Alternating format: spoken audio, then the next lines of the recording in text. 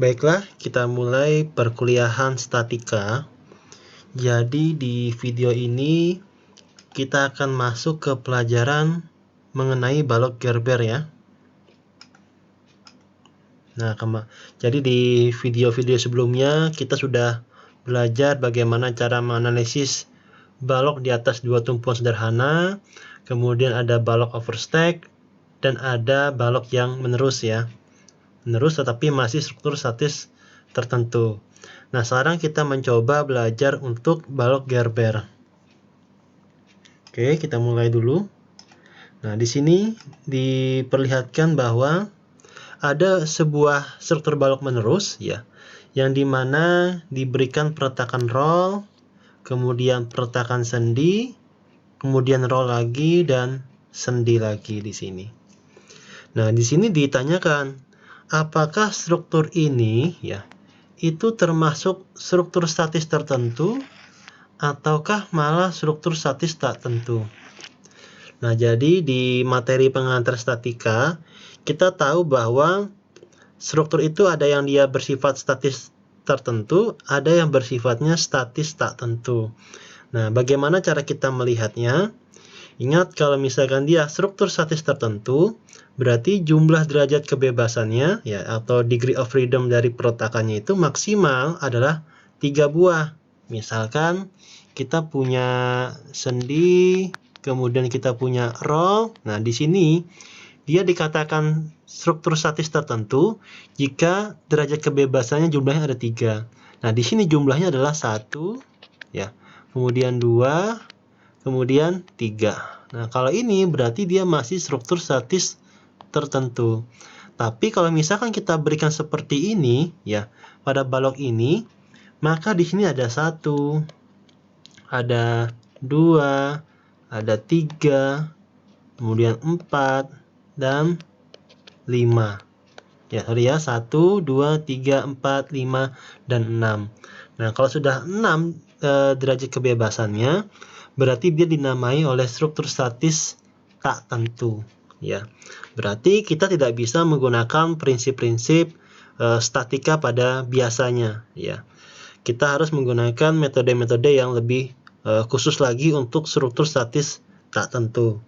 Nah, sekarang pertanyaannya, misalkan saya bagi menjadi 3 segmen baloknya seperti ini.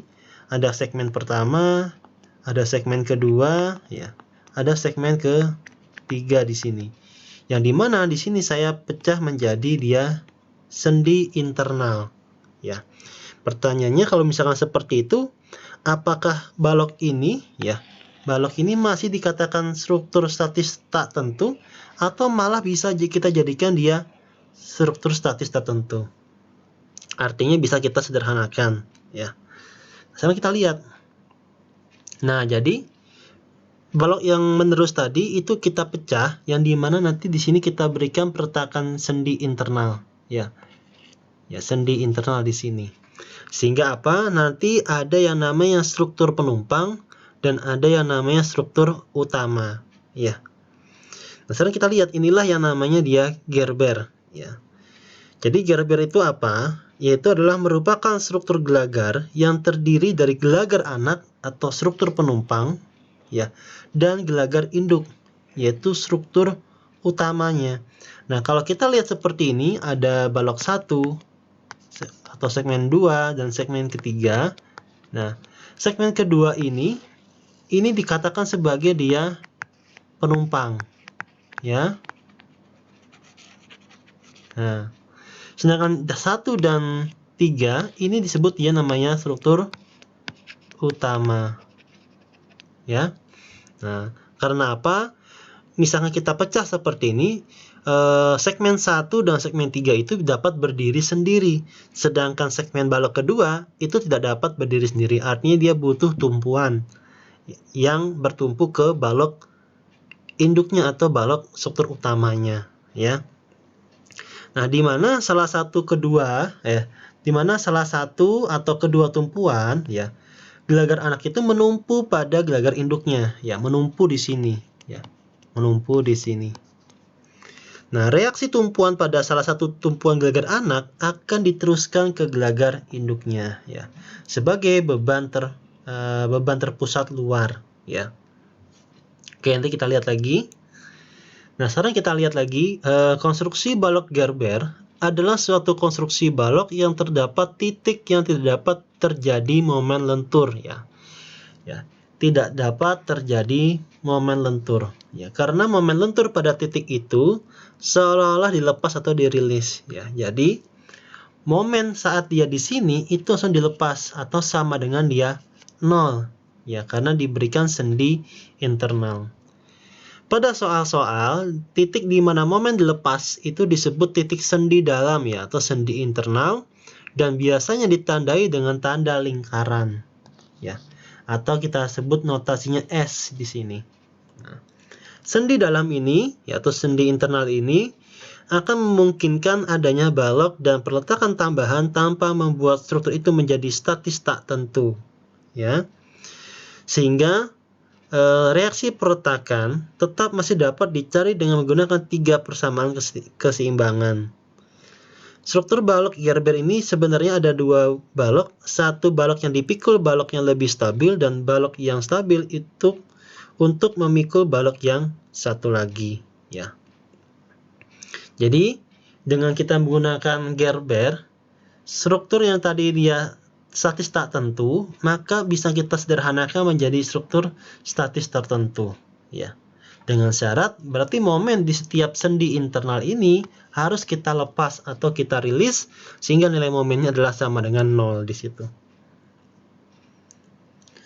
Nah, ini contoh lagi yang lainnya. Dari gambar di atas terlihat 2 balok pada ujung kiri dan kanan, ya. Dipikul atau disupport oleh balok yang di tengah. Jadi ini adalah struktur utamanya dan yang ini adalah struktur penumpang. Ya, karena apa? Dia tidak dapat berdiri sendiri. Nah, balok yang dipikul akan dikerjakan terlebih dahulu. Artinya, urutan kita untuk menganalisis ada struktur utama dan ada struktur penumpang. Nah, yang kita analisis terlebih dahulu adalah struktur penumpangnya. Kita akan mendapatkan reaksi perletakannya dan gaya-gaya dalamnya. Kemudian, reaksi perletakan dari struktur penumpang itu akan kita limpahkan sebagai beban di struktur utamanya, ya. Jadi di sini balok yang dipikul akan dikerjakan terlebih dahulu dan reaksinya, ya, reaksi perletakannya akan diteruskan dan dijadikan sebagai beban pada balok yang memikulnya. Nah, berikut ini adalah beberapa contoh balok Gerber dengan ilustrasi balok yang mana yang dipikul dan balok mana yang memikul. Ya, artinya balok mana sebagai struktur penumpang dan balok mana yang sebagai struktur utama.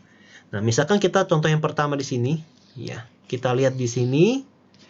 Di sini ada perletakan sendi, ya. Ada perletakan roll, ada sendi internal atau Gerbernya atau kita sebut engselnya, dan di sini adalah roll lagi. Nah, berarti kalau kita lihat, kita pecah menjadi ada 2 segmen, segmen pertama dan segmen kedua di sini. Nah, di sini berarti kalau misalnya kita pecah seperti itu, segmen pertama, ya, dia akan dapat berdiri sendiri, artinya dia stabil, ya.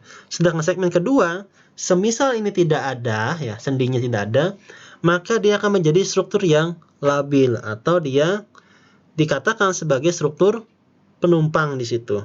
Nah, berarti yang dua ini dia penumpang, ya. Dan yang pertama itu adalah struktur utamanya. Sehingga apa? Di sini kita beri peletakan sendi, ya, karena dia menumpu di titik sini. Oke.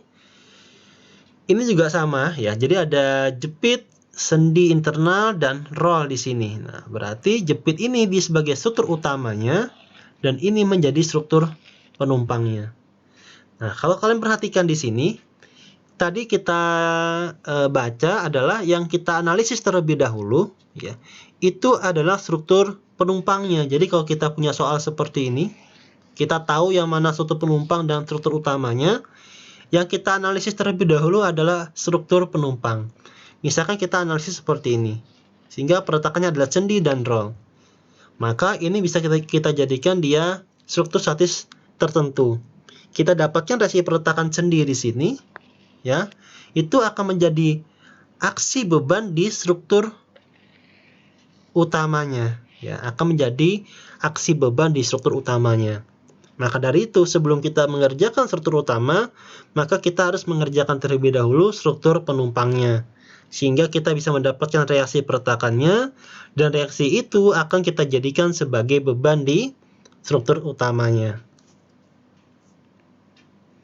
Nah, ini adalah contoh soalnya, ya. Jadi ada balok seperti ini, ada titik A, dia perletakannya dia sendi, kemudian titik B perletakannya adalah roll di sini. Kemudian ada sendi internal, ya, kita simbolkan dia S. Kemudian ada titik C, yaitu dia adalah roll juga. Nah, bebannya adalah beban terpusat, yaitu di titik D sebesar P1, yaitu 400 kg, dan di titik E itu kita berikan namanya P2 sebesar 500 kg. Nah, di sini kita diminta untuk menghitung reaksi pertakannya, yaitu di titik A, di titik B, dan di titik C. Kemudian berapa besaran gaya-gaya dalam yang terjadi, dan gambarkan bidang gaya-gaya dalamnya, ya. Nah, langkah pertama yang harus kita lakukan adalah kita harus bisa melihat atau memecah mana yang termasuk struktur utama dan mana struktur penumpang, ya. Jadi, ya, yang berwarna merah ini adalah dia struktur utamanya, ya, karena dia yang paling stabil. Artinya kalau kita pecah, dia mampu berdiri sendiri. Sedangkan yang biru ini adalah struktur penumpang, karena kalau kita pecah tanpa ada sendi di situ, maka dia akan menjadi labil. Nah, sehingga apa? Kita gambarkan struktur utama yang ada di sini dan struktur penumpang ada di sebelah kanan. Oke. Kemudian di struktur penumpang, jangan lupa untuk digambarkan dia perletakan sendi di sini, ya. Sendi dan roll di situ, ya. Sehingga apa? Di sendi ini maka kita berikan notasi vertikal S, ya. Berarti vertikal sendi dan horizontal sendi sini, ya, HS. Kemudian nanti setelah kita analisis struktur penumpang, nilai VS dan HS ini akan kita transfer ke sini. Nah, akan kita transfer ke sini. Yang mana dia menjadi reaksi di struktur penumpang, akan kita jadikan aksi beban di struktur utamanya. Sehingga apa? Yang VS dia ke atas akan menjadi dia ke bawah tandanya, dan HS yang misalkan kita ke kanan akan kita jadikan dia ke kiri tandanya, ya. Oke. Berarti setelah kita pecah seperti ini, ya, ada struktur utama, ada struktur penumpang. Selanjutnya kita kerjakan terlebih dahulu yang struktur penumpangnya, ya. Jadi di sini kerjakan terlebih dahulu struktur penumpang. Artinya kita kerjakan dulu mulai dari reaksi perletakannya, ya. Ini sama saja seperti konsep yang sebelumnya. Jadi adalah didapat VS-nya adalah 250 kg dan VC-nya adalah 250 kg, ya. Oke. Kita cek sudah oke, artinya sudah stabil di sini. Kemudian kita hitung gaya-gaya dalamnya, ya. Ini persis seperti cara-cara biasa saja. Jadi kalian pecah misalkan dari bentang S ke E, ya. S ke E seperti ini, dari S ke S ini kita potong, ya. Kemudian kita hitung gaya-gaya dalamnya, ya. Seperti ini. Didapatlah momennya kalau misalkan di titik 0 X-nya, ya. X-nya kan dari 0 sampai 2, ya. Jadi MS-nya sama dengan 0, lintangnya 250 kg, normalnya dia adalah 0. Dan di titik E, ya, kemudian momennya adalah 500 kg dan lintangnya sekian, ya. Oke, cara ini sudah kita pelajari di video-video sebelumnya, ya. Kemudian kita lanjut lagi dari bentang E sampai dengan C. Artinya ini pengerjaannya saya teruskan, ya, dari sini sampai dengan sini. Oke. Dari E sampai dengan C, berarti kita gambarkan baloknya dari S, ya. Nah, dari S, E, kemudian di sini adalah C sebenarnya. Ya, tapi kita putus sehingga notasinya jaraknya adalah X di sini. Oke.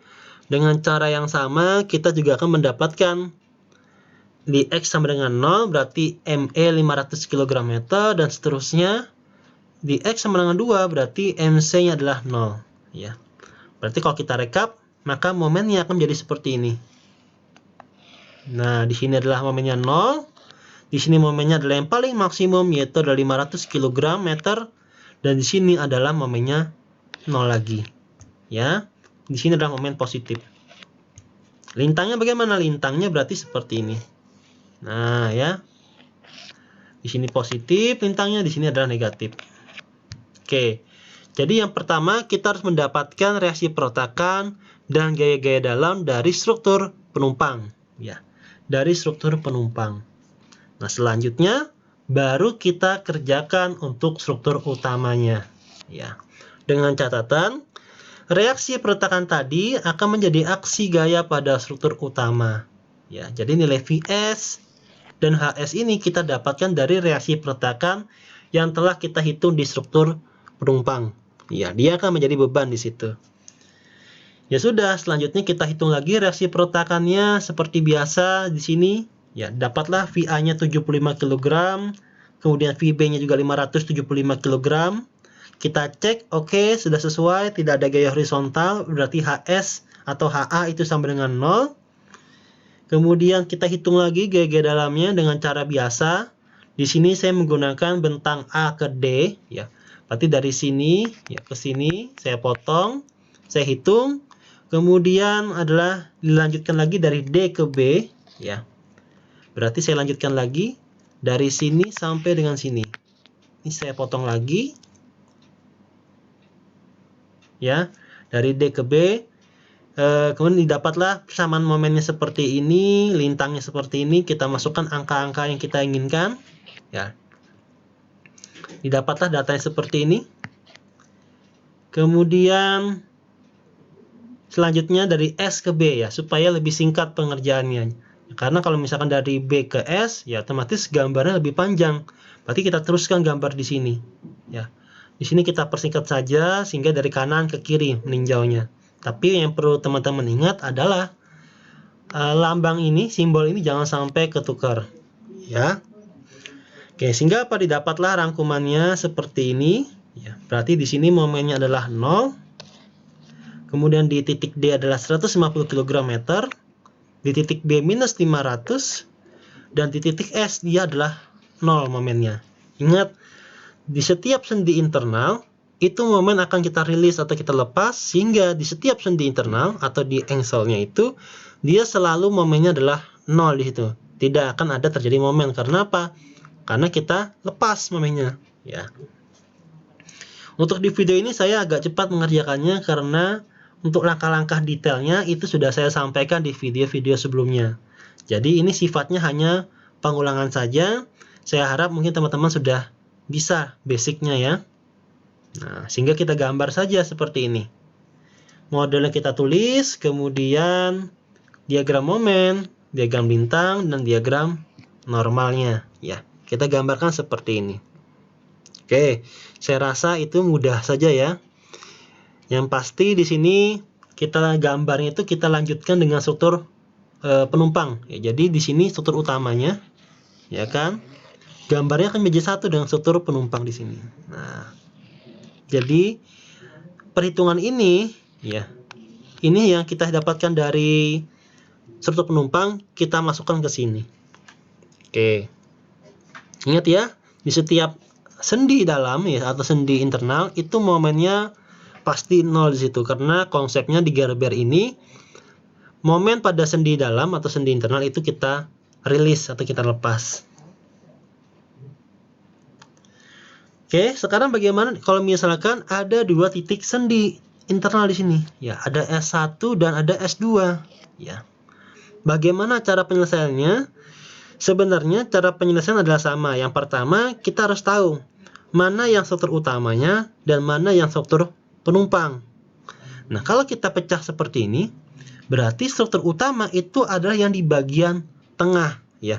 Berarti mulai S1 ke titik B, ke titik C, dan ke titik S2, ya.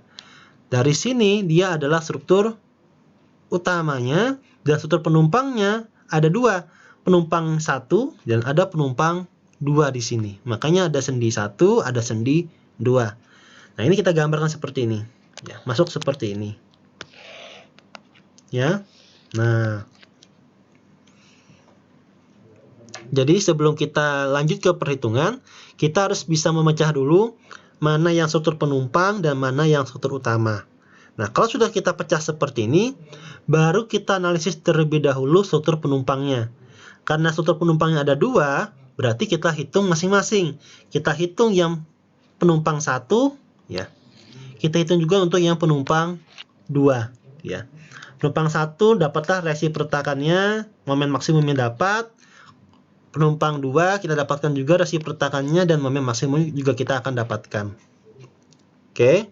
Cara mendapatkannya boleh menggunakan langsung rumus-rumus praktis kalau teman-teman semua sudah bisa, atau bisa juga dijabarkan seperti di video-video sebelumnya, ya. Dijabarkan menggunakan diagram pribadi, ya. Nah, bisa, tapi itu lebih lama. Kalau teman-teman sudah melihat di sini kalau beban merata sepanjang bentang, ya, berarti dia adalah 1/8 QL kuadrat rumus momen maksimumnya, ya. Itu gampang saja, dan reaksi pertakannya adalah setengah QL, ya. Oke.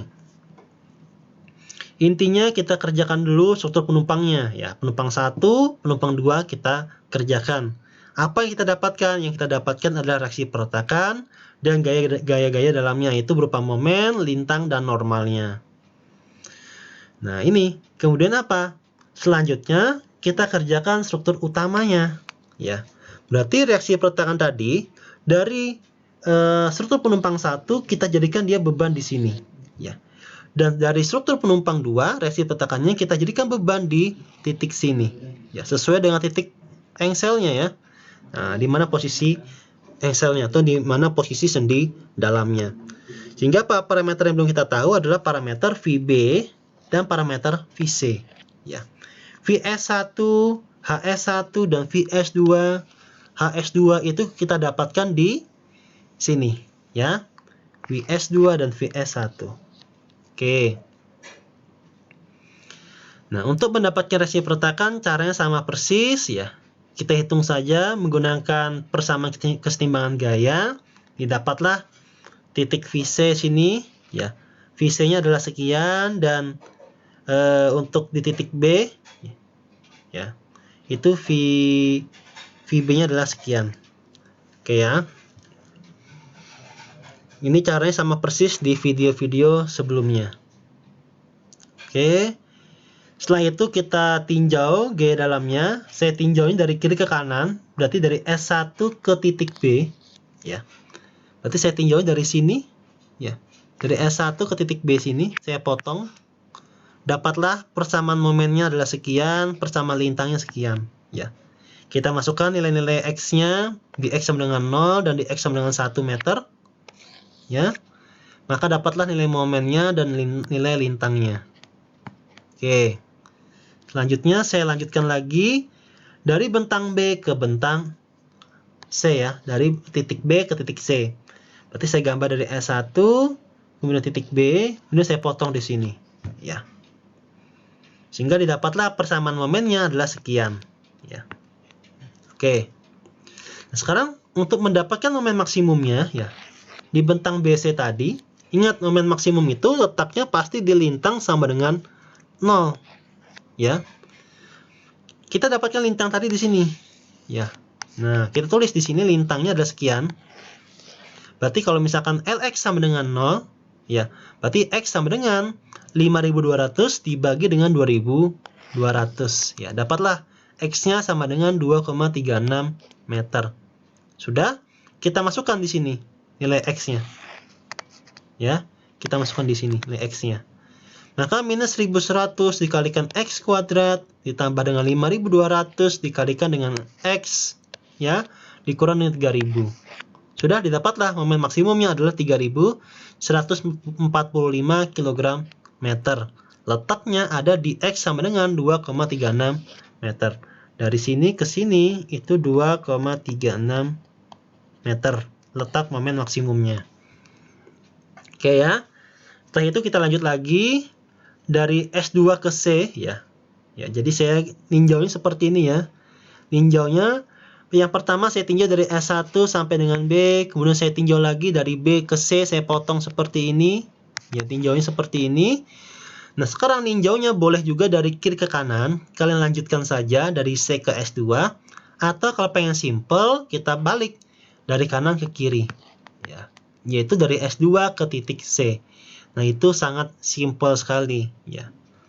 Hasilnya pasti sama saja, tetapi proses pengerjaan kita akan lebih singkat. Nah, saya tinjau dari S2 ke C. Berarti ninjaunya dari kanan ke kiri. Jangan lupa, ini jangan sampai tertukar. Ya. Sehingga didapatlah momen S2-nya adalah sama dengan 0, lintang sekian, dan MC sekian, lintang sekian. Ya. Jadi ini hasil reaksi perletakannya di titik VA, VB, VC, dan VD. Dan ini adalah nilai momen, diagram momennya, dan diagram lintang, dan diagram normalnya. Ya. Ingat, kalau di sini kita dapatkan tadi dari struktur penumpang 1, ini adalah struktur penumpang 2, ya.